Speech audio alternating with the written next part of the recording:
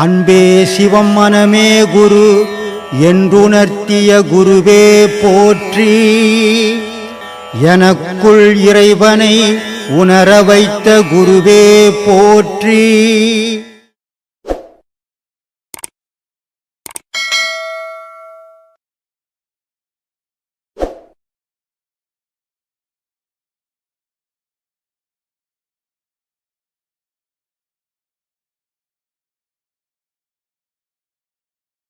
போன வருஷத்துலேருந்து வரோம். ஒரு 10 மாதம் பண்ணிகிட்ருக்கேன். வந்து உபதேசத்தை 1.5 மணி நேரம் 1.25 மணி நேரம் என்னால் பண்ண முடியுது.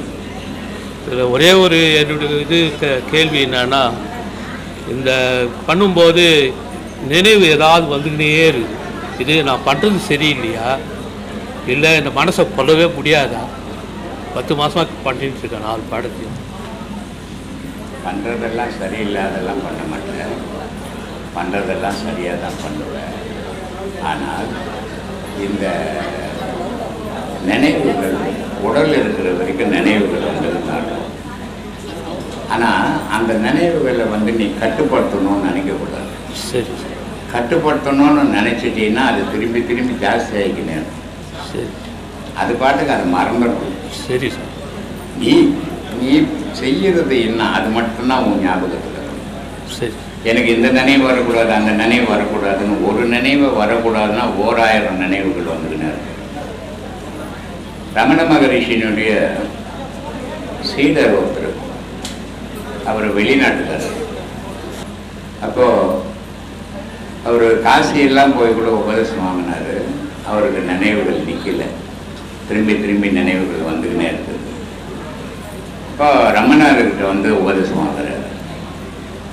ரமணர்கிட்ட உபதேசம் வாங்கி ஒரு தனித்த ரூம் இருக்கும்போது அவர் பாடங்கள் பண்ணுறாரு. பண்ணும்போது என்ன பண்ணுறாரு, ஒரு ரூமு, அந்த ரூமில் 4 ஜன்னல் இருக்குது. அவர் அந்த ரூமுக்குள்ளே உட்காந்து பாடம் பண்ணுறாரு. பண்ணும்போது 4 பக்கம் பழைய நண்பர்கள் இருந்து எட்டி பார்க்குறாங்க. யாரு நண்பர்? பழைய நண்பர்கள். 4 வழி இருக்குது இல்லை? ஆமாம். 4 வழியாக எட்டி பார்க்குறாங்க. அப்போது இவரால் அவனை பார்க்காம இருக்க முடியல. நண்பர் நான் கண்டிப்பாக பார்த்து தானே ஆகணும். சரி, அவனை பார்க்கக்கூடாது அப்படின்னா என்ன பண்ணணும்னா 4 ஜன்னலையும் மூடிடுறாரு. மூடிட்டா அவன் யாரும் பார்க்கல. அப்போ பார்க்காத பதில் அது மாதிரி இந்த 4 ஜன்னலையும் மூடணும். இந்த 4 ஜன்னலை மூடனா எண்ணங்கள் வராமல் இருக்கும். இதை மூடிட முடியாது. அதனால் அதை வந்துக்கினே இருக்கட்டும், போய்கினே இருக்கட்டும், நீ பாட்டுக்கு செய்யறது. சரி சார்.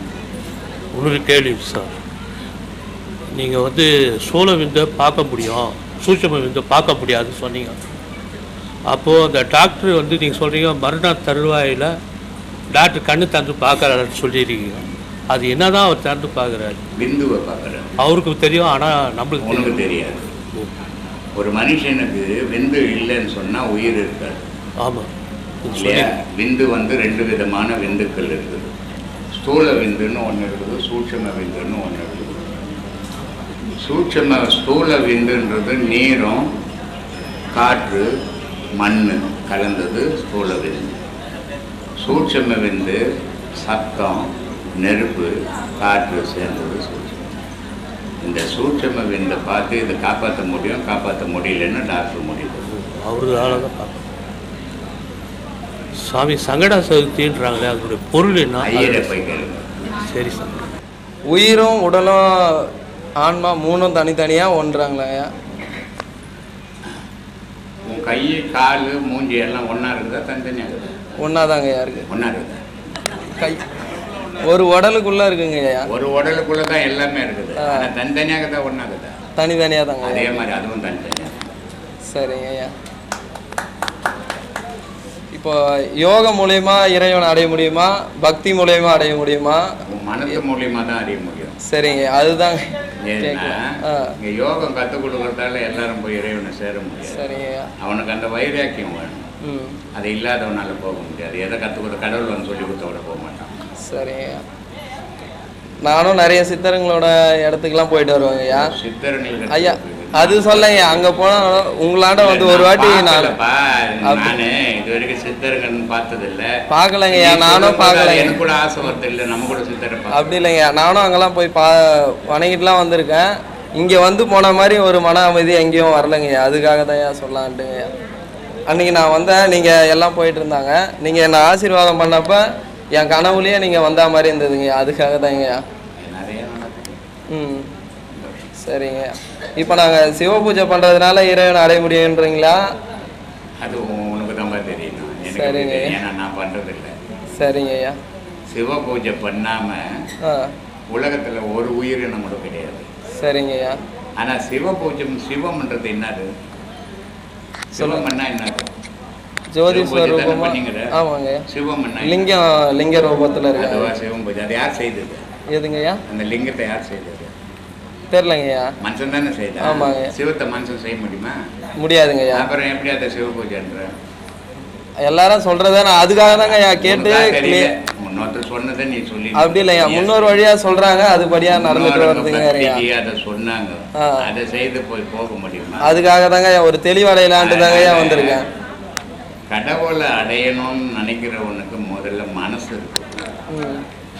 மனசுக்கிறவனுக்கு கடவுளை அடைய முடியாது. அவ்வளோதான் வித்தியாசம். இப்போ ஞான சம்பந்தர் இருந்தார், சரிங்க, திருநாவுக்கரசர் இருந்தார், சுந்தரர் இருந்தார். இவங்க எல்லாம் சிவத்தை அடைஞ்சாங்க. சரி. ஆனால் அதே காலகட்டத்திலையும் இன்னைக்கு வரைக்கும் மனுஷன் இருக்கிறான். எத்தனையோ கோயில்கள், எவ்வளோ பூஜை, எவ்வளோ புனஸ்காரங்கள். ஆனால் எவனாலையாவது அடைய முடியுதா? முடியல. ஏன் முடியல? ஏன் அவங்க மட்டும் அடைய முடியல? மனம் இல்லை.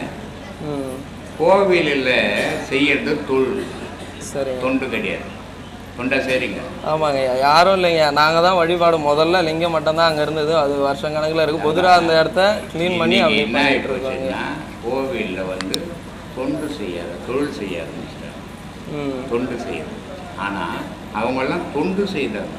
சரிங்க. தெய்வத்தோட ஒன்றி போனாங்க. சரிங்க. நம்ம இன்னைக்கு அந்த காலகட்டத்தில் இல்லை. எது செய்தாலும் அதுக்கு ஒரு காரணம் எதிர்பார்க்குறோம், பிரதிபலனை எதிர்பார்க்குறோம்.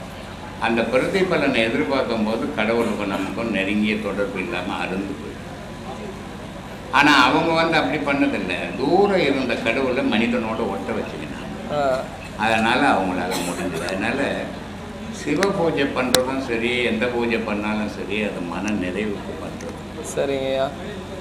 அதனால் அது உங்களுடைய சாமர்த்தியம், நீங்கள் போகிற பாதையை பொறுத்து இருக்குது. அதை நீங்கள் செய்யணும். இது தவறு, இது சரி அப்படின்னு அதுக்காக சொல்ல. அதே மூலயமா எப்படி யோகத்தில் இறைவனை அடைய முடியணும்? முடியாது பாரு, அதெல்லாம் முடியாது. அதெல்லாம் சும்மா கற்பனை. அது சரி, இறைவனெல்லாம் அடைய முடியாது. எந்த வழியிலங்கய்யா இறைவனை அடைய முடியும்? அதான் சொன்னேன், மனம் இருக்கக்கூடாது. மனம் இல்லாத உனக்கு ஊடு தெரியக்கூடாது. முதல்ல உங்கள் அப்பா அம்மா தெரியக்கூடாது உனக்கு. சரிங்க. அப்போ தான் நீ கடவுளை அடைவேன்னு அர்த்தம். உனக்கு ஊடு தெரிஞ்சு, கோயில் தெரிஞ்சு, நீ பூஜை பண்ணுற கோயில் தெரிஞ்சு, உனக்கு எல்லாம் தெரிஞ்சு, சொந்த பந்தங்கள்லாம் தெரிஞ்சதுன்னா நீ அடைய முடியும். அருணகிரிநாதர் மோசமான வாழ்க்கையை வாழ்ந்துட்டார்.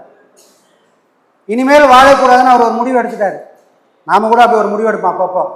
அருணகிரிநாதரே வாழ்க்கையில் பண்ணக்கூடாததெல்லாம் பண்ணிவிட்டு இனிமேல் வாழக்கூடாது, நமக்கு வாழ தகுதியே இல்லை, அதை விட செத்து போயிடலான்னு ஒரு முடிவு பண்ணி சாவரத்துக்கு போயிட்டார். நம்ம கூட்டத்தில் கூட யாராவது அப்படி இருப்போம். என்ன சாமி, அவன் அதை பண்ணிட்டான், காலம் ஃபுல்லாக இவனுக்காக காப்பாற்றிருந்தேன், நான் படாத பாடுபட்டான், நன்றின்றதே இல்லை சாமி. சுத்தமாக நன்றி இல்லை சாமி. நான் வாழ்க்கையில் நான் சம்பாதிச்ச எல்லாமே இவங்களுக்காக தான் பண்ணேன்.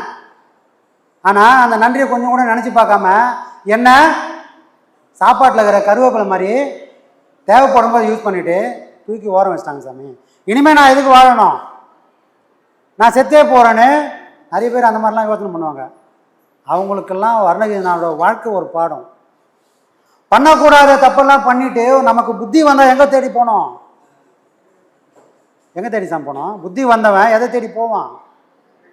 அருணகிரிநாதர் தப்பு பண்ணிட்டாரு, அவர் தேடி போகிறாரு. எதை தேடி போகிறாரு? மரணத்தை தேடி போகிறாரு. பட்டினத்தாருக்கும் புத்தி வந்தது, அவர் எதை தேடி போகிறாரு? இதெல்லாம் ஒன்றுமே இல்லை, நான் குபேர மாதிரி வாழ்ந்தாலும் இதெல்லாம் என்னை காப்பாற்ற போகிறதில்ல. ஒரு ஊசிக்கு காது எவ்வளோ முக்கியமோ இந்த உடம்புக்கு உயிர் முக்கியம். அதுக்கு ஊசிக்கு காது இருந்தால் அதுக்கு மதிப்பில்லை, இந்த உடம்புக்கு உயிர் போனால் மதிப்பில்லை. இந்த உண்மை தெரிஞ்சவனை அவர் சாக போல, உண்மை தெரிஞ்சவன் எல்லாத்தையும் தாண்டி ஒருத்தன் நிற்கிறான், அவனை தேடி போவாங்க. புரியுதுங்களா? அப்போ வேதனை விரக்தியோடு போகக்கூடியனா மரணத்தை தேடி போடுவான், உண்மையை உணர்ந்தா அவன் இறைவனை தேடி போவான். இவங்க 2 பேர் வாழ்க்கையை நம்ம நிதானமாக பார்க்கணும். உலகத்துக்கு ஒரு உதாரணம். ஏன் இறைவன் மகான்களை படைக்கிறான்? அவங்களுக்கும் ஒரு வாழ்க்கையை கொடுக்குறான், அவங்களும் வேதனையை அனுபவிக்கிறான்னா அவங்கள வச்சு தான் இந்த உலகத்துக்கு பாடம் இறைவன் நடத்துகிறான். வேற யாரை சொல்லுவேன்? பக்கத்து வீட்டில் இருக்கிறவன்னு சொல்ல முடியுமா? அப்போ மகான்களை படைக்க வச்சு அவங்களுக்கு ஒரு வாழ்க்கையை கொடுத்து இந்த வாழ்க்கையில நீ உண்மையை தெரிஞ்சுக்கப்பா அப்படின்னு மகான்களையே பட வைக்கிறான். ஐயாவும் அதில் ஒருத்தர் தான்.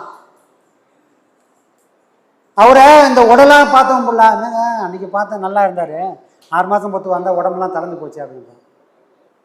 இந்த உடலில் மகனுக்கான அடையாளம். அவங்க அதையெல்லாம் கடந்து இந்த உடலை நான் வாழறதுக்கு ஒரு கருவியாக நினைக்கும் போது அதை காப்பாற்றுவாங்களா? காப்பாற்றவே மாட்டாங்க. ஏன்னா இந்த உடல் ஆரோக்கியமாக இருக்க என்னோட வினையை அனுபவிச்சுனே தான் போகணும். அப்போ அவங்க தன்னைத்தானே வருத்துவாங்க. அவங்க அடுத்தவங்களை வருத்த மாட்டாங்க, தன்னைத்தானே வருத்துவாங்க. அப்போ என்ன பண்ணுவாங்க? சாப்பாட்டை முதல்ல குறைப்பாங்க. சாப்பாட்டை முதல்ல குறைச்சிட்டு இந்த ஊனோடல உருக்குவாங்க. நெய் எப்படி உருக்குனா தண்ணி ஆகுதோ அதே மாதிரி இந்த உடம்பை உருக்கி உருக்கி உருக்கி எதற்கும் உதவாத ஒரு நிலைக்கு அதை கொண்டு போவாங்க. ஆனால் இந்த எதற்கும் உதவாத நிலை எதுக்குன்னா இது உலகத்துக்கு தான்.